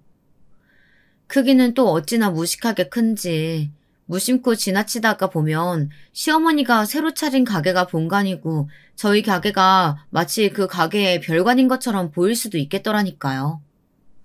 오픈식도 어찌나 막자지껄하게 하는지 어디서 옷을 입은 건지 벗은 건지 천조가리로 겨우 중요한 부분만 가린 여자들을 잔뜩 불러다가 세상 시끄럽게 노래를 부르고 춤을 추고 지나가던 할아버지 손을 이끌고 난리를 쳤어요. 그뿐인가요? 사람들 환심을 사려고 무슨 경품 추첨인지도 하고 제가 봤을 땐 제법 단가가 나가는 음식도 그냥 공짜로 막 줘버리더라고요. 제가 느끼기엔 시어머니와 남편은 그저 오기로다가 저를 골려주려는 속셈이 20%, 저렇게 저를 망하게 하려는 속셈이 또 30%, 그렇게 되면 제 가게 자리를 자기네들이 꿰차려는 심보가 50%였던 것 같았어요. 그런데 제가 해봐서 알지만요. 장사라는 게 그렇게 쉬운 일이 아니거든요. 예상대로 시끌벅적한 오픈식이 끝나자마자 남편 가게에는 파리가 날리기 시작했어요. 그도 그럴 것이 여기 동네 사람들 사이에서 그 집이 맛이 영 형편이 없다고 이미 소문이 날 대로 나버렸거든요. 그렇게 남편은 손님이 없어서 할 일도 없는지 파리채를 들고 가게 앞으로 나와서 파리를 때려잡으면서 동네 사람들 다 들으라는 듯 궁시렁거리는 일이 많아졌어요. 이 동네 사람들은 무슨 음식값 싸고 좋은 오픈 선물 턱턱 내줄 때는 환장하듯이 몰려들더니만 이렇게들 입을 싹 닦을 수가 있어? 에이, 영 인심도 그렇고 동네가 삭막하구만. 그러고 있노라면 동네 사람들이 지나다가 눈살을 찌푸리지 않을 수 있겠어요. 안 그래도 없던 손님마저 뚝 떨어져 버리고 말았죠. 시어머니는 시어머니 나름대로 고군분투를 하는 모양이었습니다. 자기 가게가 잘 안 될 것 같으니 이번에는 동네 사람들에게 제 흉을 보고 다니며 저를 깎아내리려고 무척 애를 쓰더라고요. 듣자하니 저 가게 사장님이 이 동네에서 그렇게 대단하다면서요? 여자 혼자서 으리으리한 가게를 몇 개씩이나 하고. 근데 그거 아세요? 저 사장님 제 전 며느리였다오. 글쎄, 제가 평생을 연구해온 비법을 훔쳐서는 동네에서 식당 하던 호랩이랑 눈 맞아서 이렇게 먼 타지로 도망와가지고 식당 차린 것이 대박난 거라니까요. 제가 독하디 독한 것이 돈에 눈이 멀어서 제 자식까지 떼놓고 집 나간 여자예요. 지금도 봐요. 그래도 정부치고 자식까지 낳고 한 식구로 살았던 제 남편이랑 시어머니가 이렇게 지척에서 살게 됐는데 눈길 한번 주지 않잖아요. 지독하기가 내 아는 사람 중에 최고라니까요. 이런 식으로 제가 웬 남자랑 바람이 나서 도망쳤다느니 애까지 버렸다느니 하는 헛소문을 내고 다녔어요. 다른 건 다 참겠는데 이런 헛소문을 내는 건 정말 못 참겠더라고요. 혹시나 아이가 이런 소문을 듣고 정말 제 엄마가 바람이 나서 자기를 버리고 나갔다고 생각하면 어쩌지, 이런 끔찍한 생각이 들었어요. 그래서 생각난 묘수가 그때 만났던 그 모자란 불륜녀를 꼬여내는 것이었어요. 불륜녀는 어떻게 남편에게 코가 깨었는지 남편과 재혼을 해서 여전히 같이 살고 있더라고요. 한번 불러내서 만났더니 뭐 그레이 절친한 사이라고 반색을 하면서 인사를 해봤어요. 어머 언니, 몰라보겠어요. 내가 알던 그때 그 본차 언니 맞죠? 세상에, 이렇게나 오목조목 예쁜 얼굴이었구나. 그때는 고생도 너무 많이 하고 속도 많이 끓여서 그런가 얼굴이 말이 아니었는데. 이렇게 낯선 동네 와서 다시 보니까 반갑고 그래요. 네, 잘 지냈어요? 근데 아가씨는 얼굴이 많이 상했어요. 어머님이 식당 일 많이 시키시죠? 일은 할만해요? 아, 참. 안 그래도 그 식당 때문에 화딱지 나서 못 살겠다니까요. 아니, 어머님 진짜 정신이 좀 어떻게 되신 것 같아요. 저를 얼마나 못 부려먹어서 안달인지. 손님 끌어온답시고 동네 아저씨들 데리고 가서 죽치고 앉아서 막 술이나 마구 먹어버리는 게 차라리 낫다니까요. 그게 오빠 눈치는 보여도 마음도 편하고 그때야 술이나 실컷 먹지. 안 그러면 자꾸 저한테 뭐 비법 육수? 뭐 그딴 걸 끓이라고 하질 않나. 직원들 밥을 해대라고 하질 않나. 요리조리 도망치느라고 죽겠다니까요. 사실은 제가 남편과 시어머니가 이사를 오고 나서 아이를 너무 보고 싶은 마음에 한달음에 달려가 먼발치에서 눈물을 뚝뚝 흘리면서 아이를 몰래 바라보다 돌아온 적이 있었는데요. 이 여자가 맹하고 모질 같은 구석은 있어도 한 가정의 남편을 그렇게 깨어내긴 했어도 악한 마음은 없는 사람인지 저희 애한테는 퍽 잘 대해준 모양이더라고요. 시어머니와 남편 행색은 추레했지만 아이만큼은 아주 예쁘게 머리도 따와주고 좋은 옷과 신발도 많이 사주는 것 같았고요. 무엇보다 아이가 티 없이 맑게 환하게 웃으면서 그 여자에게 이모하며 달려들고 그 여자도 아이를 꼭 안아주는 모습이 영락없는 사이좋은 한 자매 같아 보이기도 했어요. 아이를 곁에서 돌보지 못했다는 죄책감에 늘 시달리던 저는 그 여자에게 그것만큼은 참 고마운 마음이 들었어요. 그래서 제안을 했죠. 그쪽이 그저 연애 감정으로 한 남자와 만남을 이어갔던 대가로 나는 이렇게 이혼까지 당하고 갖은 고생을 하며 살아야 했어요. 그런데 한편으로는 고맙다는 생각도 들어요. 그쪽이 그 당시 그렇게 상황 만들지만 않았어도 나는 평생 그 집에서 노예처럼 살고 있었을 테니까요. 이렇게 악착같이 성공도 거둬들이지 못했겠죠. 그땐 제가 정말 철이 없었어요. 제가 좀 푼수 같잖아요, 언니. 사리분별도 잘 못하고 뭐가 옳고 그런 건지 그땐 정말 관심도 없고 따질 줄도 몰랐어요. 죄송해요. 이제 와서 사과를 듣자고 하는 건 아니에요. 그동안 그쪽도 모자란 남편하고 시어머니 모시고 살고 자기 자식도 아닌 애 살뜰히 챙겨주느라 고생 많이 한 것 같아요. 그것으로 제 전부는 아니어도 글쎄 어느 정도 갚아나갔다고 할 수도 있을까요? 그쪽이 나를 마지막으로 한 번만 더 도와준다면 나도 그쪽이 이 모든 것을 다 잊고 새 출발할 수 있도록 도와주고 싶은데 어때요? 그렇게 저와 불륜녀는 손을 잡게 되었어요. 불륜녀에 의하면 남편과 시어머니는 무리해서 큰 가게를 차리면서 큰 빚을 여기저기 졌다고 합니다. 제 가게가 대박이 난 걸 보고 금세 자기네도 큰 돈을 벌어들일 줄 알고 덥석 빚을 낸 거죠. 그것도 모자라 화려한 오픈 행사를 하고 큰 선물도 이것저것 장만해서 나누어 주었지만 장사가 워낙 안 된 탓에 온 가족이 거리로 나앉게 생겼다나요. 그렇게 차일피일 빚은커녕 이자도 갚지 못하자 빚쟁이들이 쫓아와서 진짜로 그 가게며 남편네 집을 경매로 넘겨서 헐값에 싹 팔아버렸대요. 그 정보를 불륜녀는 모두 저에게 알려주었어요. 그래서 저는 남편의 집과 가게들을 경매 날짜에 맞추어 모조리 사들일 수 있었죠. 그런 이유로다가 짐을 모조리 빼야 하는 약속된 날짜가 되자 망연자실에 있는 남편과 시어머니 앞에 나타난 사람은 다름 아닌 저였습니다. 남편과 시어머니는 저를 보자마자 귀신이라도 본 듯 바들바들 떨기 시작했어요. 화가 나서일까요? 아니면 돈 한 푼 오갈 데도 없이 며느리에게 쫓겨날까봐 두려워서였을까요? 네가 여긴 또 웬일이냐? 그 고소해 죽겠다는 표정은 또 뭐고? 그래, 망한 집 구석 구경이라도 하러 온 거냐? 아니요, 어머니.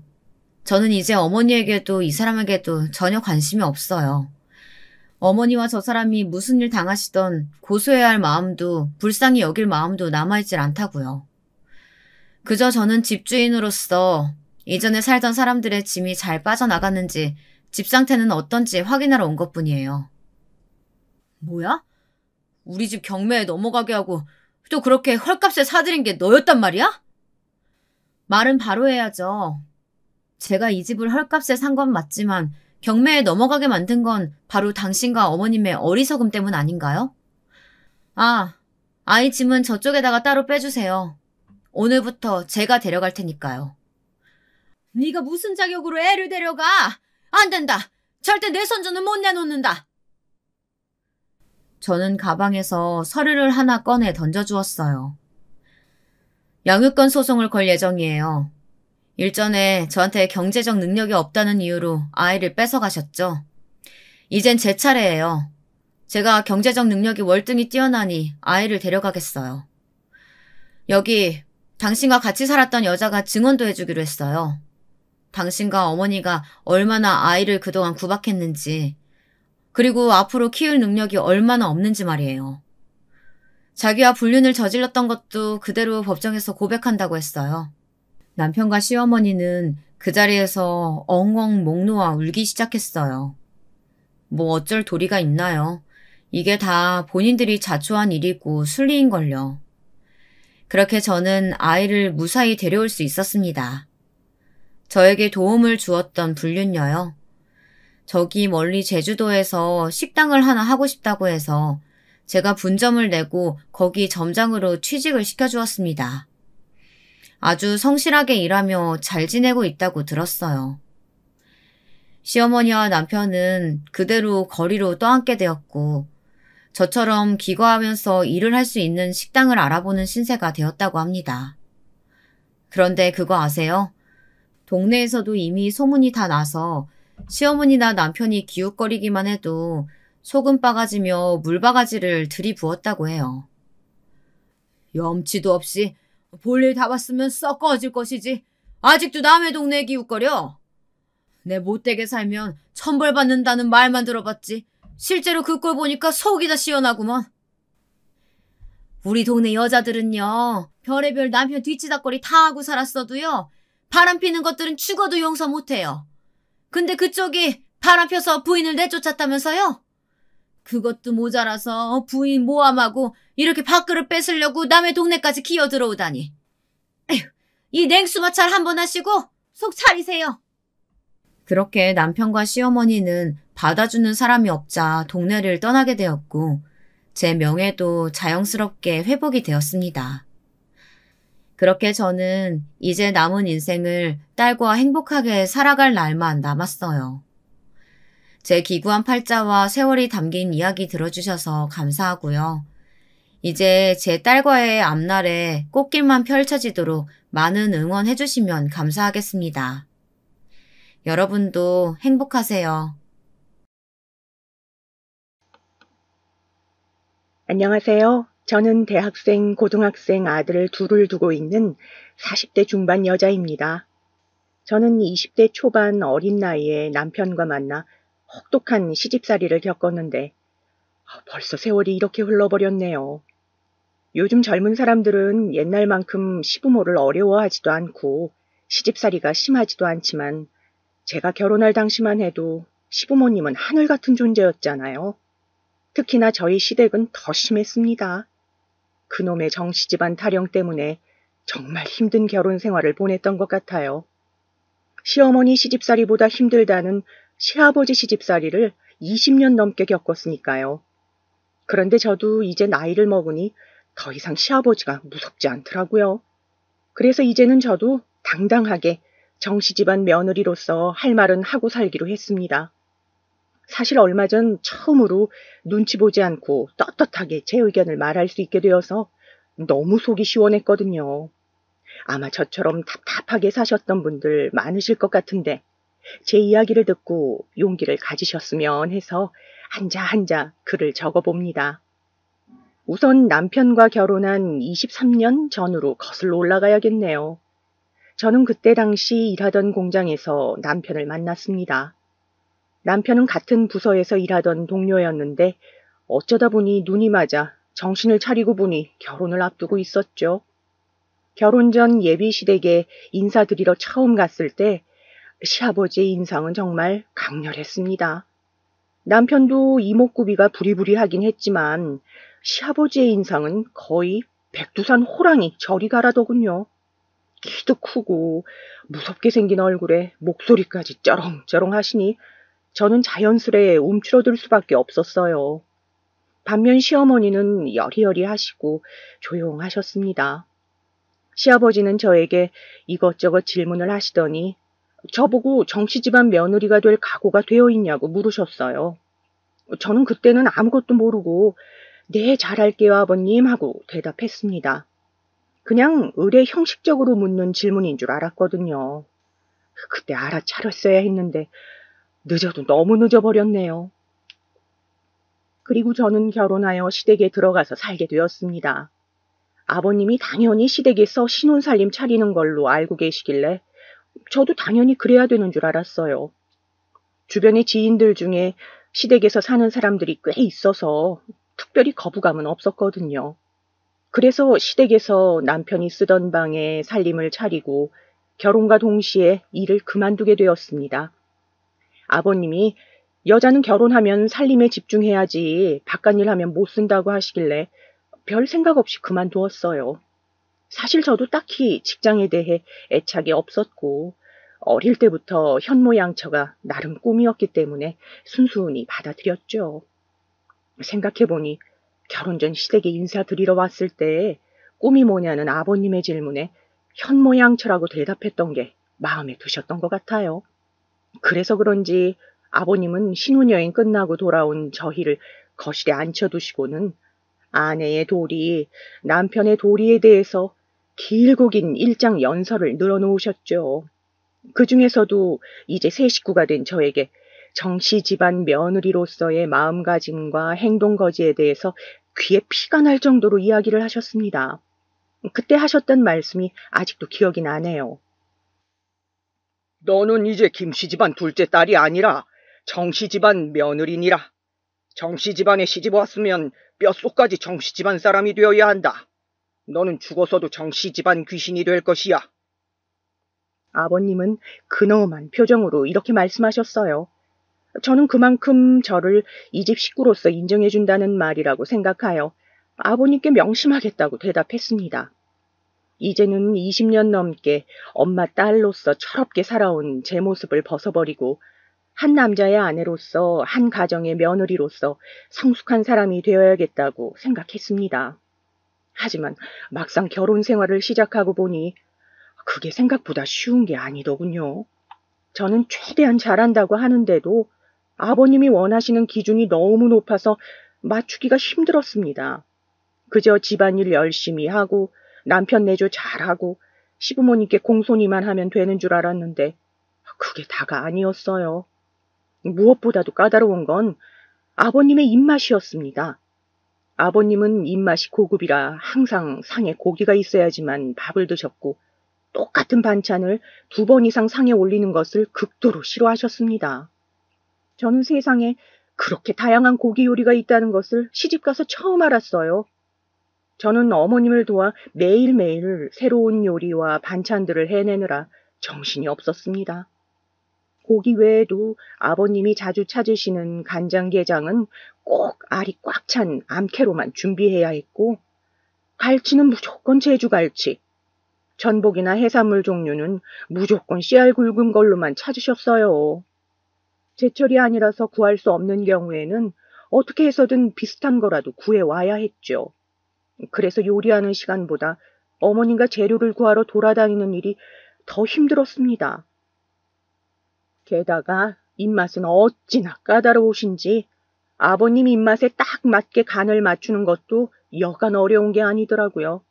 어느 날은 한우갈비를 사다가 갈비찜을 했는데 아버님이 갈비를 한 점 입으로 뜯더니 젓가락을 탁 하고 내려놓으시더라고요. 그러더니 인상을 팍 쓰고 어머님께 이렇게 말씀하셨습니다. 당신 도대체 며느리를 어떻게 가르치는 거야? 이걸 지금 먹으라고 만든 거야? 상에 올리기 전에 당신이 간 안 봤어? 그 말을 들은 저는 순간 가슴이 철렁해서 어머님을 바라봤습니다. 어머님은 아버님의 눈도 쳐다보지 못하고 조그마한 목소리로 말씀하시더라고요. 예, 다음부터 조심할게요. 어머님이 대답하자 아버님은 갈비찜이 들어있는 그릇을 옆으로 탁 밀더니 물을 벌컥벌컥 마시고 자리에서 일어나셨어요. 어머님은 착잡한 표정으로 갈비찜을 들고 가시더니 그대로 싱크대에 부으시더라고요. 저는 제가 음식을 정말 이상하게 했나 싶어서 한 입 먹어보았지만 무엇이 문제인지 알 수가 없었습니다. 저는 안절부절 못하고 있다가 어머님을 바라보자 어머님 표정이 너무 안 좋으시더라고요. 그래서 어머님께 다가가 죄송하다고 했습니다. 어머님은 대답도 안 하고 그냥 묵묵히 상을 치우셨어요. 저는 무거운 분위기 속에서 어찌해야 할 바를 몰라 혼자 발만 동동 굴렀습니다. 그러고 보니 어머님은 아버님 귀에 완전 눌려 사시더라고요. 어머님을 처음 뵀을 때는 굉장히 조용조용하시길래 원래 성격이 그러신 줄 알았는데 결혼하고 나서 보니 시아버지 같은 분과 몇십 년을 같이 살면 저렇게 될 수밖에 없겠다 싶었습니다. 앞에 일화에서도 알 수 있듯이 아버님은 굉장히 강압적이고 가부장적이고 엄격하셨거든요. 저는 매일 새벽 4시 반에 일어나 어머님과 아침 식사 준비를 하고 새벽 6시에 항상 아버님께 문안 인사를 드렸습니다. 6시에 칼같이 일어나시는 아버님 때문에 1분이라도 문안 인사가 늦으면 불호령이 떨어졌어요. 결혼 전에는 이렇게 일찍 일어나 본 적이 없어서 처음에 적응하는데 꽤 힘들었습니다. 하루는 추운 날씨에 찬거리를 사러 시장에 돌아다니다가 감기에 걸렸는지 몸이 으슬으슬 춥더라고요. 아니나 다를까 감기 몸살에 열이 끓어서 끙끙대다 겨우 잠드는 바람에 다음날 문안 인사에 늦고 말았습니다. 정신을 차려보니 아침 7시더라고요. 시계를 보고 화들짝 놀라 거실에 나가보니 어머님은 설거지를 하고 계셨고 아버님과 남편은 이미 출근을 했더라고요. 어머님은 부스스한 몰골로 방에서 나오는 저를 보고 혀를 끌끌 찼습니다. 저를 몇 번이나 깨웠는데 일어나지 않았다고 하시더라고요. 그리고 그날 퇴근하고 오신 아버님이 저와 남편을 불러 앉혔습니다. 아버님은 저에게 삿대질을 하며 화를 내셨어요. 너는 무슨 애가 그리 게으르냐? 시아버지가 출근할 때까지 얼굴 한번 안 비추는 며느리는 내 세상에 듣도 보도 못했구나. 저는 감기 몸살 때문에 온몸이 두들겨 맞은 듯이 아프고 머리가 깨질 듯 아팠지만 고개를 조아리고 아버님께 용서를 구했어요. 아버님은 감기 몸살이라는 말에 허참 하고 코웃음을 치시더니 이번에는 남편한테 성을 내시더라고요. 너는 네 마누라 간수도 똑바로 못하냐? 정씨 집안에 들어왔으면 죽이 되든 밥이 되든 정씨 집안 법도를 따라야 하거늘 네 마누라가 잘 모르면 때려서라도 가르쳐야 될 것 아니냐? 하여간 계집들은 때려야 말을 듣지. 저는 아버님의 말에 너무 놀라 심장이 철렁했어요. 놀란 토끼 눈으로 남편을 바라보자 남편은 고개만 푹 숙이고 네 하고 대답만 하더라고요. 어머님도 남편도 그 누구도 아버님에게 대항하는 사람은 없었습니다. 이 집에서는 아버님이 곧 법이고 신이었어요. 저는 너무 서러운 마음에 고개를 숙이고 눈물만 뚝뚝 흘렸습니다. 그 후 며칠이 지났지만 때려서라도 가르쳐야 한다던 아버님의 말이 계속 생각이 났어요. 집안일을 하는 와중에도 아버님의 호통치는 그 무서운 얼굴이 자꾸 떠올라 심장이 벌렁벌렁하고 손발이 떨렸어요. 혹시라도 또 아버님께 혼날까봐 무서워 어떻게든 트집을 잡히지 않으려고 거의 강박적으로 모든 집안일에 신경을 썼습니다. 청소한 곳을 확인하고 또 확인하고 머리카락 한 올, 먼지 한 톨 떨어져 있지 않도록 주의했습니다. 아버님 옷은 자로 재가면서까지 최대한 완벽하게 각을 잡아 다리려고 노력했고 아버님이 자주 드시는 간식이나 과일이 혹시나 떨어지지는 않을까 매일 종류별로 사다가 채워놓았습니다. 그리고 아침에 또 늦게 일어날까봐 항상 긴장하면서 잠이 들다 보니 잠을 깊게 자지 못해 매일 눈이 충혈되고 머리가 아팠어요. 결혼하자마자 이런 생활이 반복되다 보니 친정 부모님이 너무 보고 싶더라고요. 결혼하고 한 번도 못 뵀는데 명절 때는 뵐 수 있다는 생각에 명절날만 기다리고 또 기다렸습니다. 그리고 결혼 후 처음 맞이하는 명절이 되었어요. 저는 며칠 전부터 어머님과 정성껏 제사상을 준비했습니다. 그리고 명절 당일 제사가 끝나고 점심까지 먹은 후 친정에 가기 위해 짐을 쌌습니다. 친정이 좀 멀어서 갔다 오려면 한 보따리 싸가지고 가야 했거든요. 짐을 다 싸고 거실로 나와 아버님께 친정에 다녀오겠다고 인사를 하는데 아버님이 갑자기 벌컥 화를 내시더라고요. 가기는 어딜 가냐? 너는 정씨 집안 사람인 거 잊었느냐? 명절에 남의 집에 가는 사람도 있더냐? 저는 너무 서러운 마음에 처음으로 아버님께 말대꾸를 했습니다. 아버님, 남의 집이 아니라 저희 부모님 집이에요. 저 결혼하고 친정 부모님 한 번도 못 뵌 거 아시잖아요. 오늘만 가게 해주세요, 아버님. 그러자 아버님은 벌떡 일어나서 방에 들어가시더니 회초리를 들고 나오시더라고요. 그리고선 남편에게 회초리를 쥐어주며 저에게 소리쳤습니다.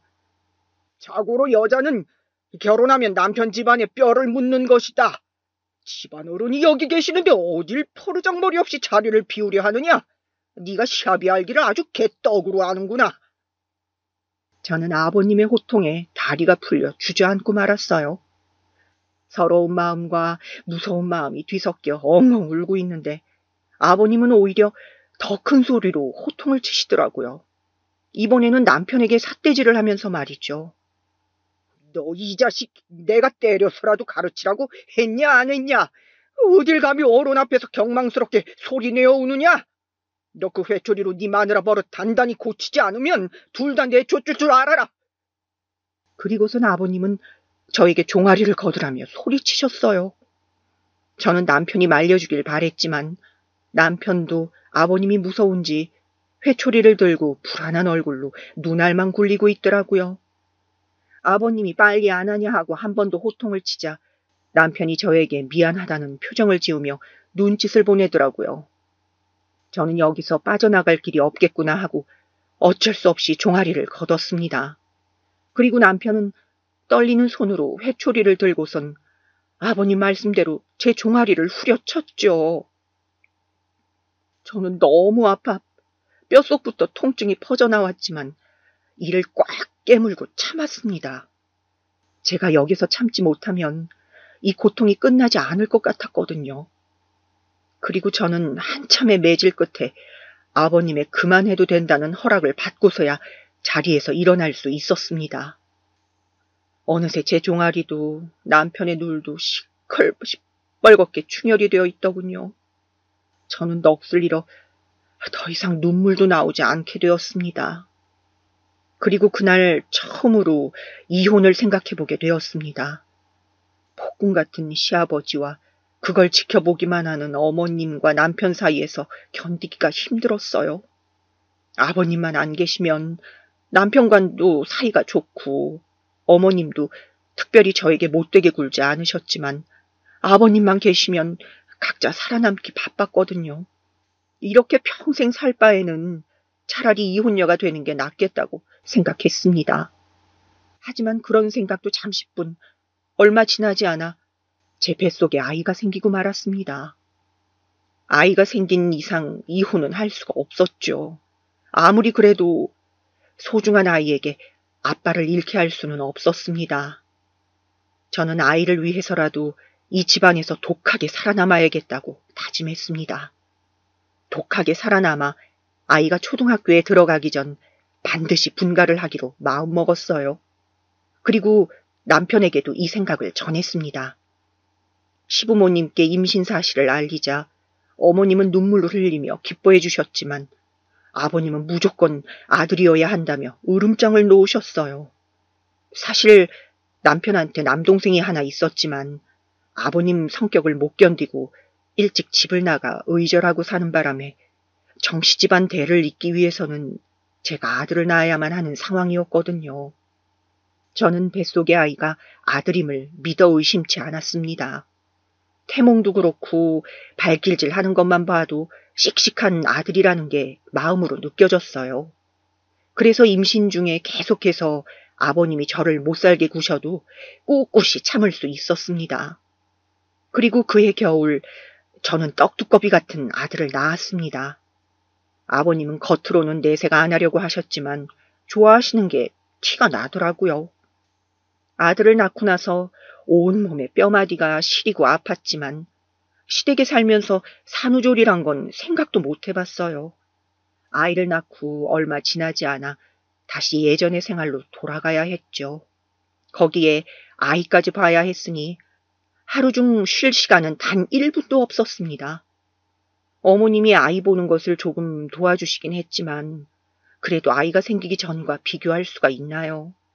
아이를 낳아보신 분들이라면 애 키우는 게 얼마나 손이 많이 가는지 화장실 갈 시간도 없을 정도로 얼마나 눈을 못 떼고 지켜봐야 되는지 다들 아실 거예요. 하지만 아버님은 직접 애를 키워보신 적이 없으니 그런 저의 상황을 전혀 이해 못 하시더라고요. 집에서 왜 옷차림새가 흐트러져 있는지, 왜 부르면 제깍제깍 달려오지 못하는지, 집이 왜 자꾸 지저분해지는지 전혀 이해를 못 하셨죠. 처음에는 설명해 보려고 노력했지만 워낙에 남의 말은 귓등으로도 안 들으시는 분이라 진작에 포기하게 되더라고요. 방바닥을 걸레로 닦다가도 손목이 욱신거려 잠시 멈추고 손목을 주무르고 있으면 아버님이 보고선 혓바닥을 하고 찼어요. 그리고선 저에게 모진 말을 내뱉으셨죠. 저는 아버님의 말을 듣고도 못 들은 척 어금니를 꽉 깨물었어요. 솔직히 집안일이라고는 한 번도 안 해본 어머님이 매번 나약하다느니 하면서 저런 말씀을 하시는 게 어이없긴 했습니다. 어머님께 듣기로는 결혼하고 집에서 손 하나 까딱한 적 없으시다고 하더라고요. 뭐든지 어머님이 해다 바치고 비위 맞춰주고 그렇게 사셨대요. 밖에서는 얼마나 힘들게 일하시는지 몰라도 집안일은 별거 아닌 걸로 무시하시는 게 기분이 정말 나빴습니다. 집안에서는 왕처럼 군림하시니 저랑 어머님이 하는 일들은 전부 다 하찮게 느껴지시나 봐요. 저는 아버님이 저런 말씀을 하실 때마다 예전에 남편을 시켜 저에게 회초리질을 하게 했던 그 일을 떠올리며 다시 마음을 다잡았습니다. 그리고 시간이 흘러 저는 연년생으로 둘째 아이를 낳았습니다. 둘째도 아들이었어요. 아마 아버님 성격에 딸을 낳았으면 한 소리 하셨을 거예요. 쓸모도 없는 계집애는 낳아서 어디다 쓰냐면서요. 그런데 아들이라고 예뻐하신 건 또 아니었어요. 애들이랑 놀아주는 법도 없었고 애들한테 말 한번 걸어주시지 않았죠. 아버님 인상이 워낙 강하고 무섭게 생기셨다 보니 애들도 할아버지한테 가까이 다가가려고 하질 않았어요. 게다가 평소에도 무뚝뚝한 말투에 화내는 모습만 보여주시기 때문에 애들이 보기에는 너무 무서운 어른이었던 거죠. 성인인 저도 아버님이 무서운데 애들은 오죽할까요?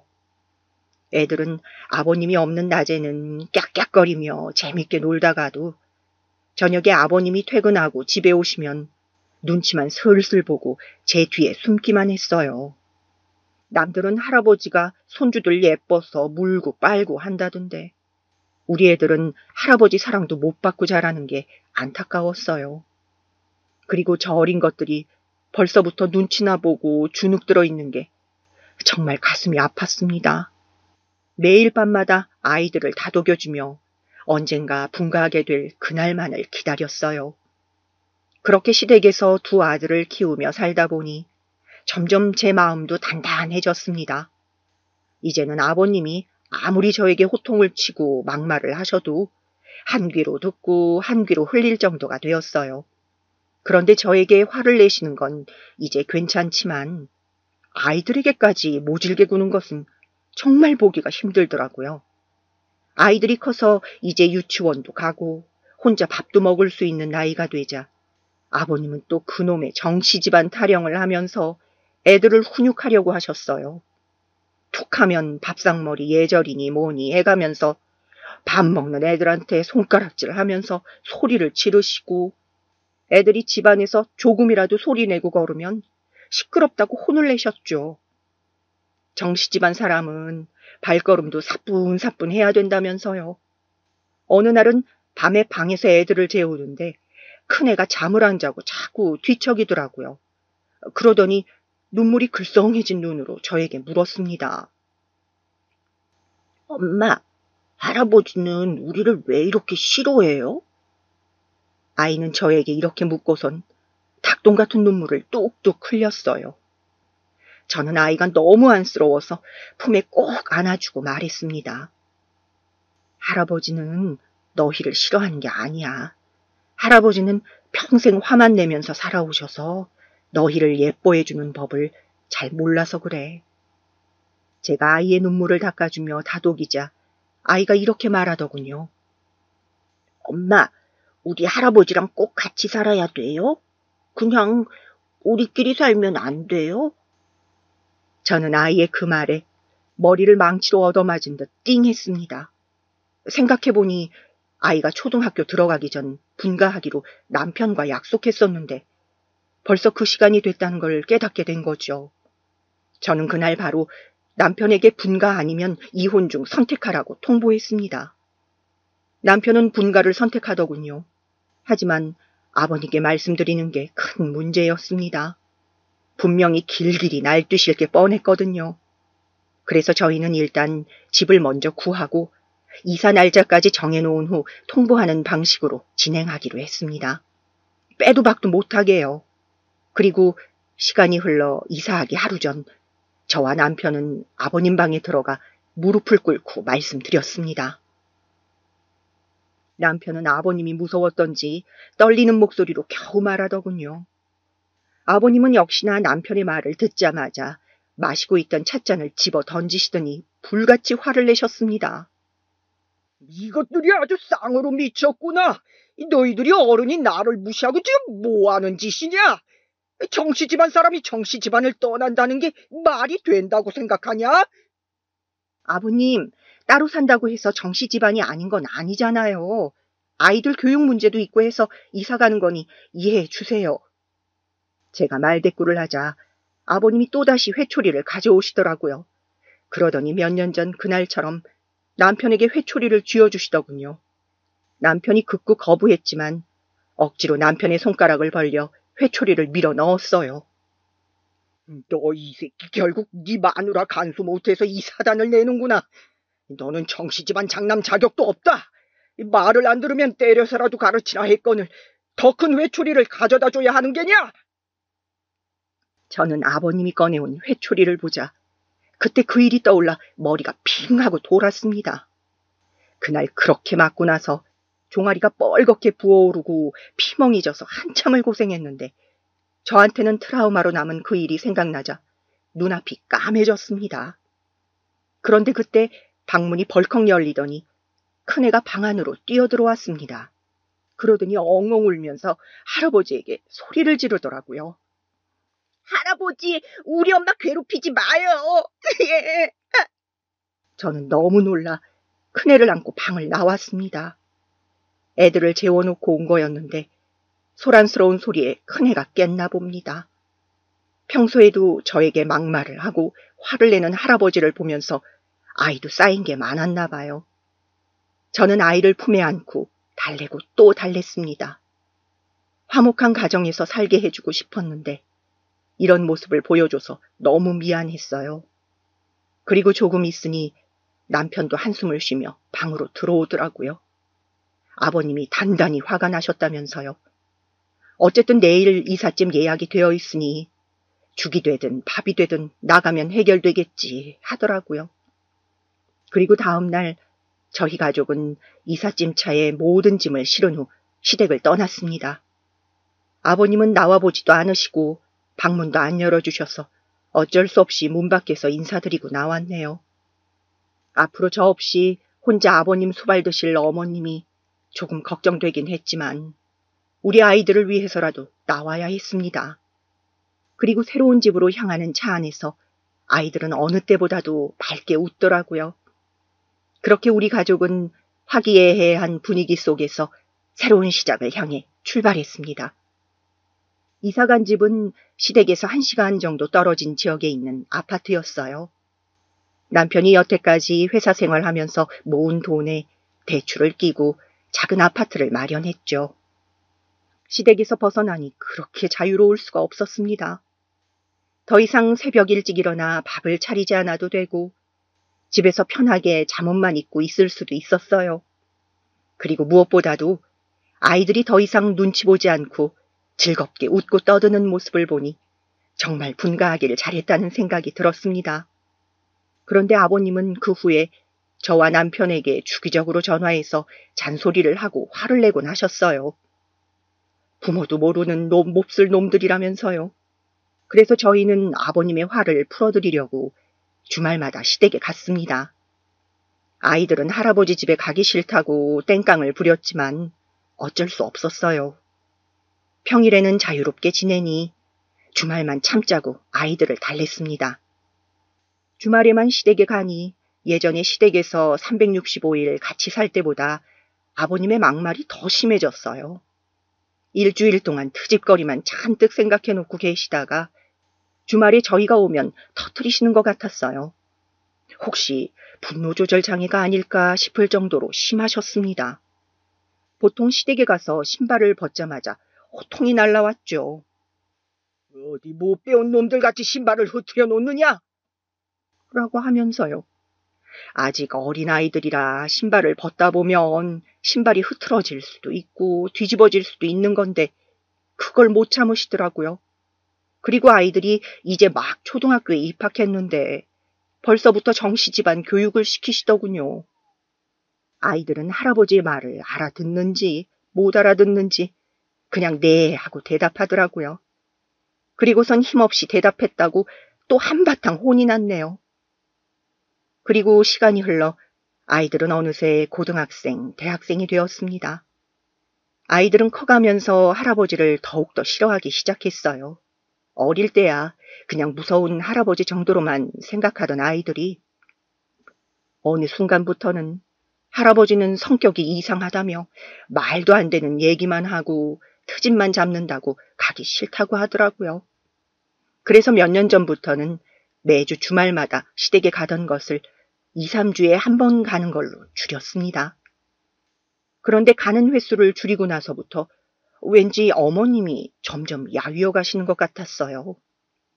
원래도 조용하고 기력이 없으신 분이었지만 점점 수척해지고 계신 게 눈에 보였습니다. 아무래도 아버님이 저희가 올 때마다 저희한테 화풀이를 하셨는데 화풀이 대상이 자주 오지 않으니 어머님을 더 들들 볶는 것 같았어요. 그나마 전에는 아버님이 출근하신 이후에는 할 일은 많아도 아버님 시야에서 벗어날 수는 있었는데 아버님이 정년퇴직을 하시고 집에만 계신 이후에는 숨 쉴 틈이 전혀 없었겠죠. 젊을 때야 참고 사셨어도 지금은 나이 드시고 몸도 성치 않으신데 일주일 내내 혼자 시달리니 몸이 버티기 힘드셨을 거예요. 결국 어머님은 작년 가을 즈음 돌아가시고 말았습니다. 저는 어머님이 너무 안쓰러워서 가슴이 미어지는 듯 했어요.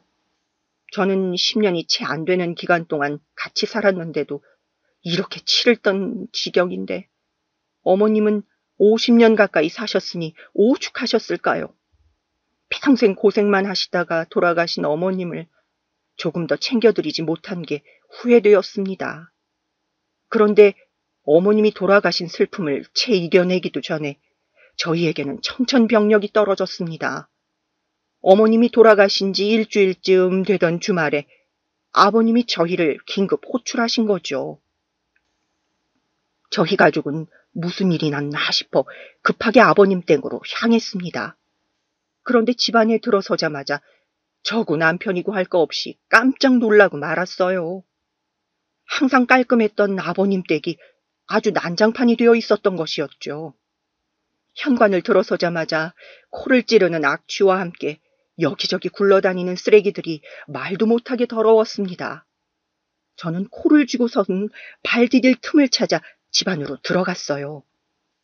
아버님, 저희 왔어요. 아버님을 부르며 방 안으로 들어가자 방 안에 먹다만 컵라면과 소주병이 한가득이었습니다. 저는 믿을 수 없는 광경에 순간 할 말을 잃었지만 금방 무슨 일인지 깨닫게 되더군요. 네, 그것은 바로 평생을 왕으로 군림하던 아버님의 처참한 말로였습니다. 평생 손 하나 까딱 안 하고 밥상에 숟가락 하나 놔본 적 없던 아버님, 부엌에 들어가 본 적도 없는 아버님이 어머님의 손길이 없으면 이렇게 되는 건 불보듯 뻔한 거였죠. 언젠가 이렇게 될 거라고는 알고는 있었지만 현실로 마주하게 되니 정말 처참했습니다. 제 손으로 청소 한번 해본 적 없는 아버님이라 다 먹은 그릇을 치우는 일도 쓰레기를 정리하는 일도 할 줄 모르시더라고요. 그저 따뜻한 밥상에서 먹기만 하면 누군가가 치워주고 옷도 아무데나 벗어놓으면 저절로 빨래와 다림질이 돼서 나왔으니까요. 심지어 빨래통에 집어넣지도 않아 여기저기 굴러다니는 옷들에서는 쾌쾌한 냄새가 났고 빨래한 옷이 없으니 목 늘어진 러닝 셔츠에 트렁크만 입고 계시더라고요. 평생 아버님의 그런 흐트러진 모습은 정말 처음 봤습니다. 아버님은 부수수한 몰골로 일어나시더니 저희를 앉혀두고 말씀하시더라고요. 내 이제 너희 집에 들어가서 살아야겠구나.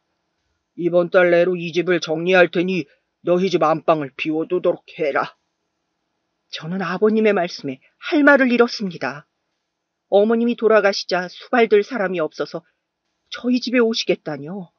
제가 어떻게 이 집에서 나왔는데 또다시 아버님 하녀로 살라니요.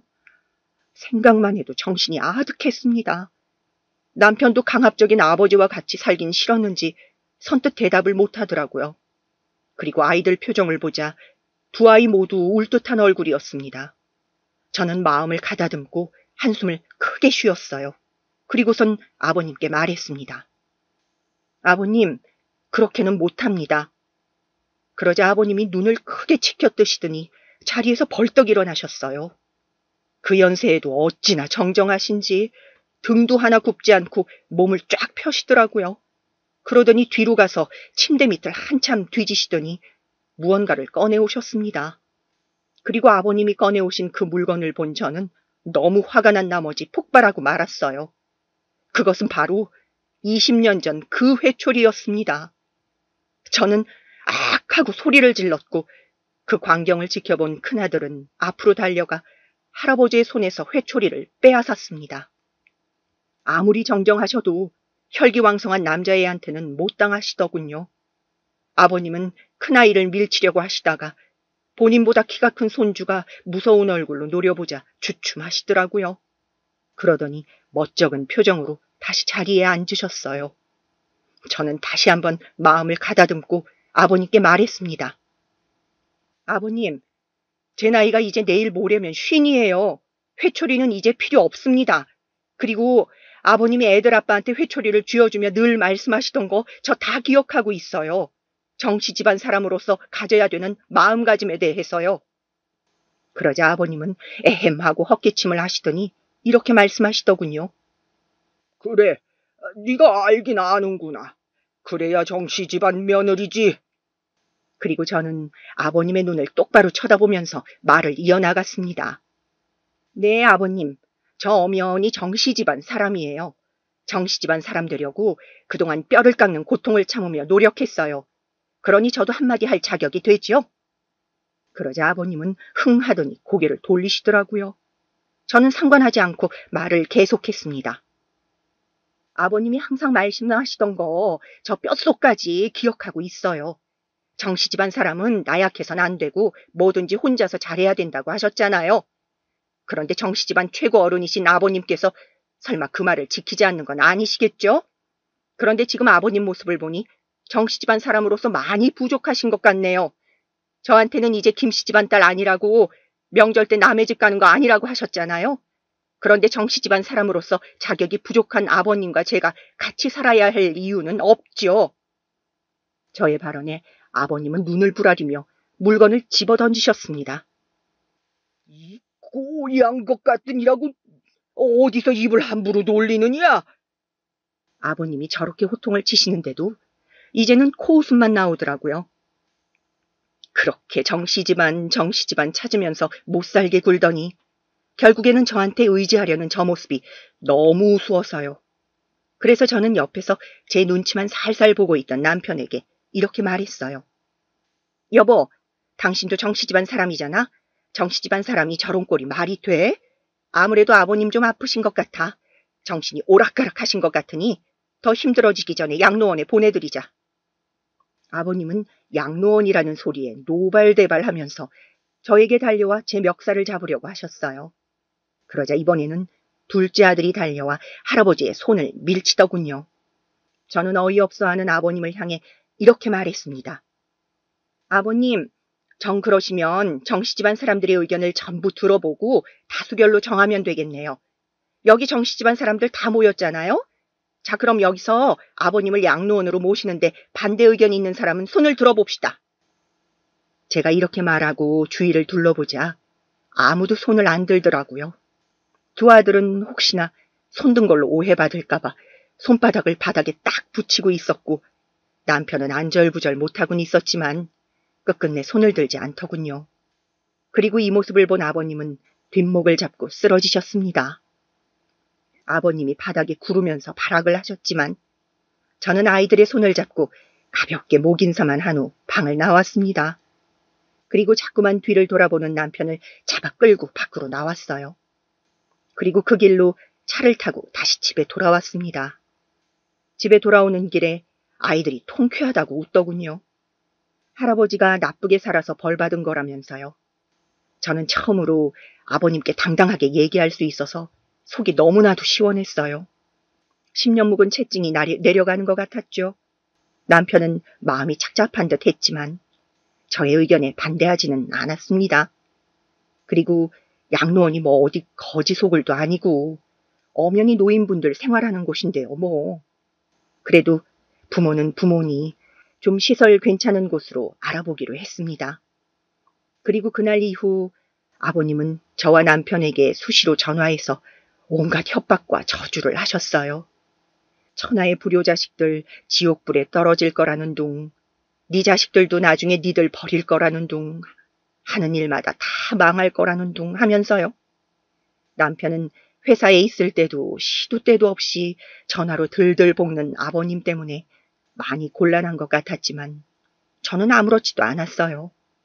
그동안 겪은 것에 비하면 아무것도 아니었거든요. 그리고 찾아보니 집 근처에 괜찮은 요양원이 있길래 거기로 입소 준비를 하기로 했습니다. 그리고 양로원 입소 날 아버님 댁에 가보니 완전히 쓰레기집이 되어 있더군요. 예전보다 더 심한 상태였습니다. 아버님도 이제 체념하셨는지 순순히 차에 올라타시더라고요. 아무래도 쓰레기 같은 집에서 돌봐주는 사람도 없이 라면으로 떼어가며 있느니 차라리 요양원에 가는 게 낫다고 생각하셨나 봐요. 아참, 아버님 댁은 남편이 부동산에 내놨는데 쓰레기집이라 부동산에서도 꺼려해서 청소업체를 불러 치우기로 했어요. 그리고 집 한도는 통장에 넣어놨다가 양로원 비용으로 쓰기로 했어요. 시설 괜찮은 곳으로 골랐더니 다달이 내야 하는 돈이 생각보다 많더라고요. 그래도 가시면 노인분들이랑 같이 취미도 즐기시고 훨씬 편하게 지내실 수 있으니 금방 적응하실 거라고 생각했습니다. 아버님을 차에 태운 후 출발하자는 남편의 말에 저는 여보 잠깐만 하고선 다시 집 안으로 들어갔습니다. 오늘 꼭 처리해야 하는 게 있었거든요. 저는 아버님이 쓰시던 방으로 들어가 바닥에 쭈그린 후 침대 밑을 샅샅이 뒤졌습니다. 바닥이 어찌나 더럽던지 손이 금방 새까매지고 먼지 때문에 기침이 절로 나오더라고요. 그리고 저는 팔을 쭉 뻗어서 제가 찾던 그 물건을 꺼냈습니다. 그건 바로 회초리였어요. 20년 전 제 종아리를 때렸던 그 회초리. 순간 피멍으로 물든 제 종아리가 생각나 섬뜩했지만 고개를 흔들어 정신을 차렸습니다. 그리고 저는 회초리의 양쪽을 잡고 있는 힘껏 구부렸지만 부러지지 않았습니다. 보기에는 가느다란데 생각보다 단단하더라고요. 그래서 저는 회초리를 가지고 밖으로 나와 벽돌 위에 올린 후 신발을 신은 발로 힘껏 밟았습니다. 그러자 우지직 하는 소리와 함께 회초리가 반으로 부러졌어요. 저는 부러진 회초리를 아버님 댁 마당에 던져버린 후 홀가분한 마음으로 차에 올라탔습니다. 이제 다시는 저 물건을 안 봐도 된다는 생각에 기분이 너무 좋았습니다. 제가 차에서 실실 웃고 있자 큰아들이 저에게 입모양으로 왜 그러냐고 묻더라고요. 그래서 저는 큰아들에게 윙크를 하며 양손으로 회초리를 부러뜨리는 동작을 해보였어요. 그러자 아들이 웃으며 엄지를 척 내밀더라고요. 그리고선 둘째한테도 속닥속닥 하더니 둘째도 저한테 엄지를 날리더군요. 그렇게 저는 회초리가 부러짐과 동시에 드디어 정씨 집안의 속박에서 벗어날 수 있게 되었습니다. 그리고 시간이 흘러 아버님의 양로원 입소 후 몇 달이 지났습니다. 2주에 한 번씩 양로원에 가서 면회를 하고 있는데 아무래도 돌봐주는 사람들이 있다 보니 훨씬 행색도 깔끔해지시고 좋아 보이시더라고요. 처음에는 그렇게 안 가겠다고 발악을 하던 아버님도 막상 지내보니 괜찮아 하시는 것 같았습니다. 그 성질머리는 못 고치시고 요양원 봉사자들을 힘들게 한다는 얘기를 듣긴 했지만 그것까지 어찌할 방법은 없었죠. 그래도 면회를 갈 때마다 성질이 조금씩은 누그러지시는 것 같아서 다행이었습니다. 그리고 이번 주는 조금 특별한 손님과 함께 양로원에 방문하기로 했어요. 바로 결혼하고 한 번도 본 적 없던 남편의 남동생, 저의 도련님이요. 가족과 의절하고 살던 도련님은 아버님이 양로원에 들어가셨다는 소식을 어떻게 들으시고는 남편에게 연락했더라고요. 호랑이가 이빨이 다 빠졌네 라고 하면서요. 도련님을 본 아버님의 반응이 어떨지 너무 궁금하네요. 20년 만에 찾아온 도련님을 보면 아버님도 그동안 살아온 세월을 반성하실까요? 그랬으면 좋겠네요. 앞으로 아버님이 얼마나 더 사실지는 모르겠지만 그래도 못된 사람으로 남는 것보단 반성하고 좋은 사람으로 살다 가셨으면 좋겠어요. 아이들만이라도 할아버지를 너무 미워하지 않게요. 생각해보니 저도 참 바보같이 살았네요. 그 모진 말과 행동들을 그대로 당하며 살았으니까요.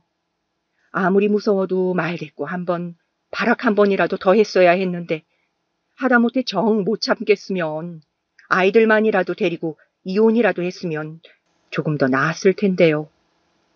뭐 지나간 시간 후회해봤자 소용없지만 그래도 아쉬움이 남는 건 어쩔 수 없네요.